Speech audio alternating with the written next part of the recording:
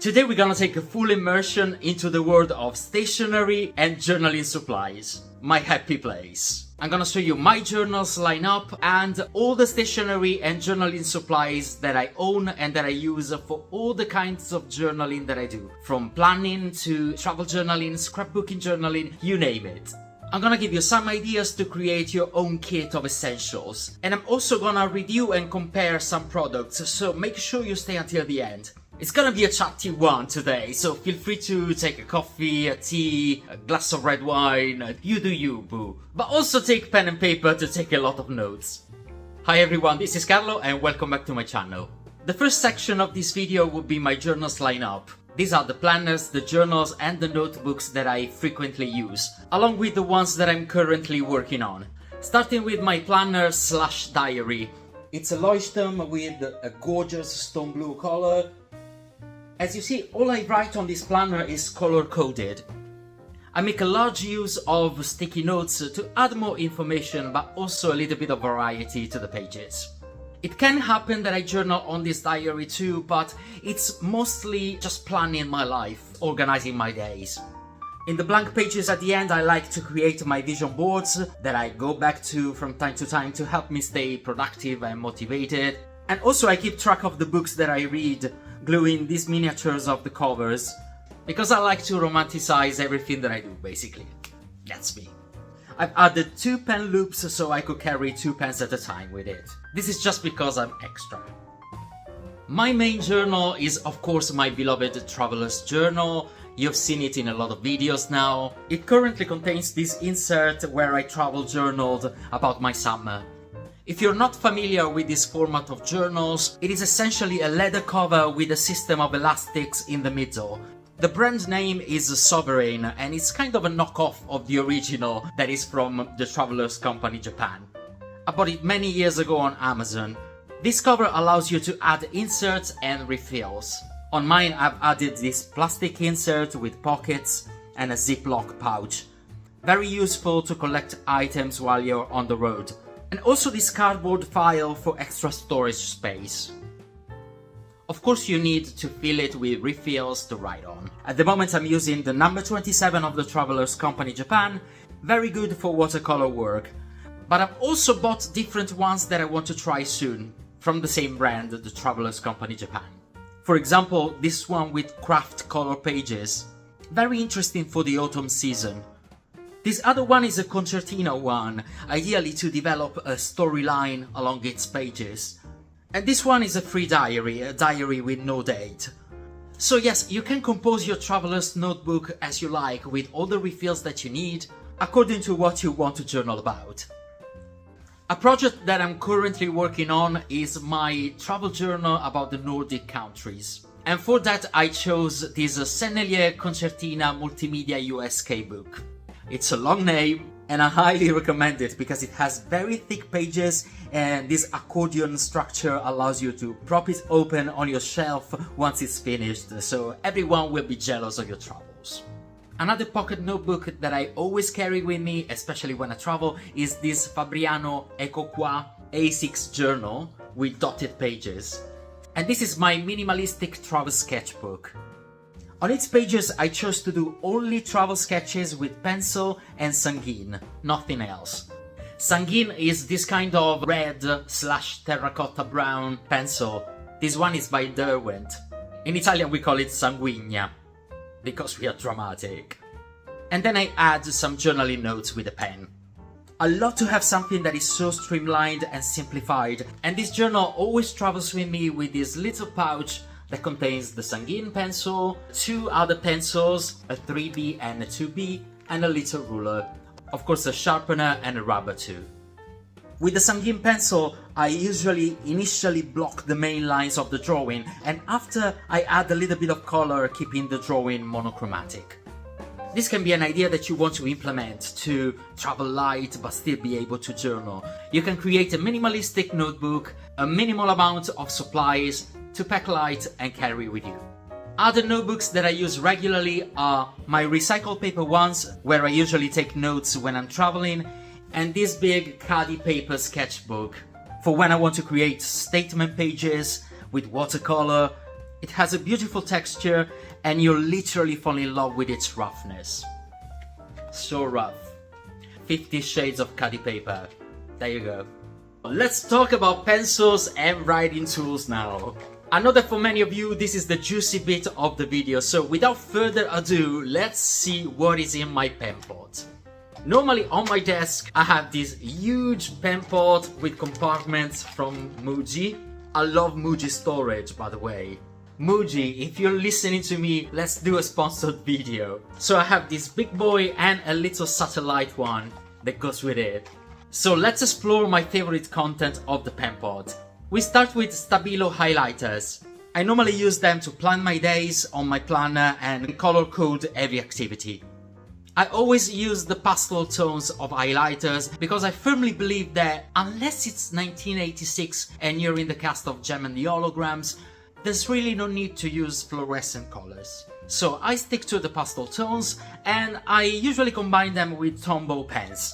Tombow pens are these beautiful markers with a double tip, a brush one and a fine liner. Super versatile. You can also use them to create titles on your journal if you like modern calligraphy. Another thing that I use a lot are fine liner pens. I always carry with my planner a Uniboy uni-pin 0.5. That one is always with me. Here at home I use a Staedtler 0.05, so it's a finer tip. Nice, clean, inexpensive. Also I use Uniboy I, which has a bolder tip. My favorite for everyday writing when I have to write shopping lists. It has a lovely gliding on paper. Another gem that I have in the pen pot is this uni-pin extra fine brush. It's great to make cozy illustrations. I want to make a video about it. The brush tip changes with the pressure that you put into it, so it's great also for calligraphy work, to replicate particular fonts, more gothic or medieval. Another uni-pin fine liner that I love is this sepia brown one, 0.5, that I normally use on my vintage journal spreads.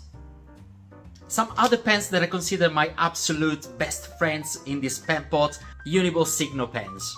We have the white gel pen that I use for journaling but also for my art because it has a great dialogue with acrylic paint and it's literally amazing on black paper.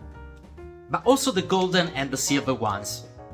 And because we are talking about the Uni family, we also have a Uni Posca marker that I use again for my art, sometimes for journaling, 0.7 millimeters. I get asked very often to do videos about fountain pens. I am literally a newbie in the world of fountain pens. I haven't used them much. And for that reason, I chose to buy one that is, I think, in my opinion, perfect if you're a beginner, which is this Kaweco Perkio Breezy Teal color. It's beautiful, not very expensive, I only paid something like $16. Super nice, light, dynamic. It's perfect as a first fountain pen if you're a beginner like me, and refills are very cheap. I will show you. I think I paid like £2.50 for 5 refills, 6 actually, 6 refills, and they come in a range of beautiful colors, all to be explored, so keep an eye on this channel. If you watched my Summer Nostalgia Travel Journal video, you got to know these amazing fine liners, Pigma Micron by Sakura. This set has a range of 6 different sized tips. I love them because they are totally waterproof. So in my journals I use both Uniboy Uni-pin and Pigma Micron by Sakura. But in my experience, I feel like suggesting you to use Pigma Micron if you want to do first the drawing with the fine liners and then put watercolor on top. And you can use the Uniboy Uni-pin if you choose to do the other way around, to do a work with watercolor first and to retrace the lines with fine liners. Also, Uniboy Uni-pin are great for everyday writing as well, so we are talking about 2 very good products. Okay, so let's see what else is in this pen pot. Scissors and box cutter that I normally use for scrapbooking. I also have some pro markers that I use sometimes. They have a double tip, fine liner and a bold one. They are very blendable within each other, but to perform well they need a kind of a semi-gloss paper. Let's move to this other satellite pen pot. So I have these little paper luggage tags from Flying Tiger. I use a lot of luggage tags in my journals. I think that they give you the theme of traveling, and I use them for a lot of different things. Also, I have paper clips and clamps because you can never have enough of this to keep your pages down while you're working on your journals. Also, in my pen pot, I normally store my watercolor little brushes. What else do we have? Oh, Muji pens! Muji pens, these are very important. I use these pens a lot. I am in love with Muji stationery. Muji, if you're listening to me, I'm really trying to manifest this Muji sponsored post. So Muji pens, 0.5 tip, gel pens, super versatile. They have a sleek, minimal look. These are my go-to pens for journaling on smooth paper. I'm in love with the darker shade of blue that they have. It's time to talk about coloring supplies, and of course the star of my supplies is this incredible watercolor set by daler-rowney Aquafine. It's a set of 48 colors. I dreamt about it and I recently finally had the chance to buy it. I'm so in love with it that I want to marry it and make sweet love to it. The quality of the pigments is beautiful. And once again, I found it to be incredible value for money because it was relatively inexpensive compared to other sets by other brands. So I definitely recommend you this watercolor set. I also have the travel version of these. So I'm gonna show you now my essential travel kit of watercolor, starting with this sturdy plastic case that I bought in the range. It was something like £1, so really cheap. I think you can find something like this also in the dollar store or tutta 1000 lire if you're in Italy, whatever. Any cheap store you can find something like this. And this contains my travel set of watercolor Aquafine by daler-rowney, along with these water brushes by Derwent that are always with me when I travel, and they have the reservoir that can be filled with water. They're great for when you need to do a quick watercolor sketch when you're on the go. And everything fits perfectly into this sturdy case, and there is still space left to include also pencil, eraser, sharpener. So yeah, get something like this to have your little kit of essentials to travel and make beautiful watercolor sketches. Another thing that I use for my illustrations are, of course, water-soluble pencils. I mainly use Stabilo Aquacolor and Carbothello. I'm gonna show you how they perform on paper with and without water, and then I will give you my tips on how to use them. Stabilo Aquacolor have kind of a harder composition, and Carbothello are more charcoaly, kind of a chalky composition. You can see that Carbothello blend better when they are dry compared to the Aquacolor. But when you apply water, I noticed that Aquacolor tend to behave more like watercolor than Carbothello. So between these two, my final tip for you is to use Aquacolor before water and use Carbothello after if you want to do some more pencil work and blend everything dry. On my recent trip to Milan, I went to Legami Milano and I fell in love with these coloring pencils called Ocean Palette Live Colorfully. You can give me anything that is related to ocean, the sea, water, swimming pools, and you've got me wrapped around your finger. So yeah, these are pretty much my go-to supplies for when I have to color an illustration. So now it's time to talk about scrapbooking journaling, and I have to say that I have my house full to the brim with boxes, folders, files containing different scraps of paper, all themed of course and categorized.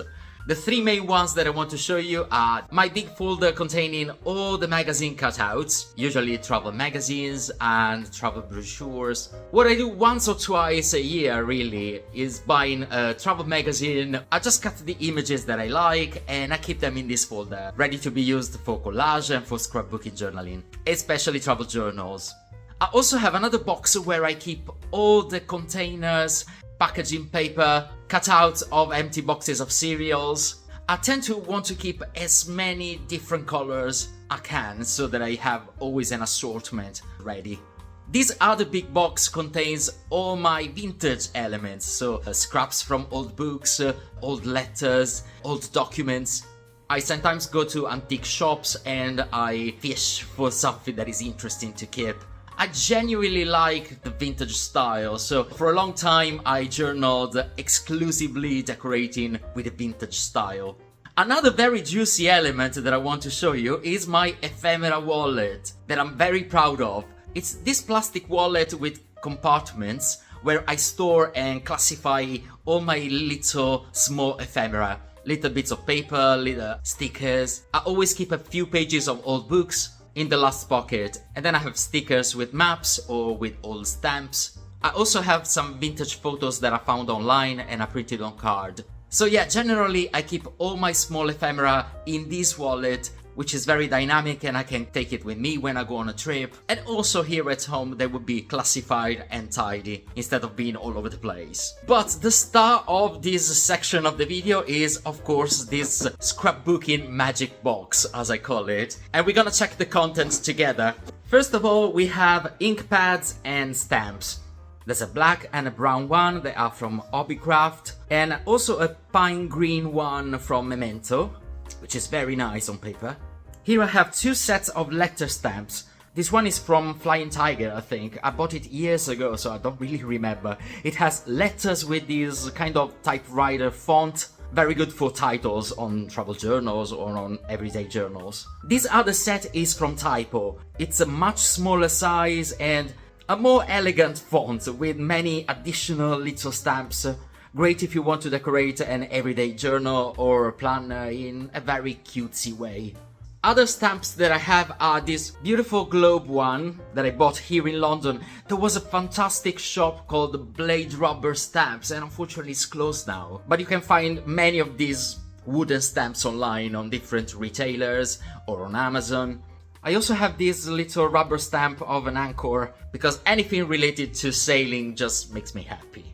This one has the design of a clock and some vintage calligraphy script, and I use it entirely or often partially if I only want a portion on it to show on the paper. Speaking of which, this giant one is another one that I use only portion of at a time when I want to apply kind of a vintage calligraphy patina to my journal spread.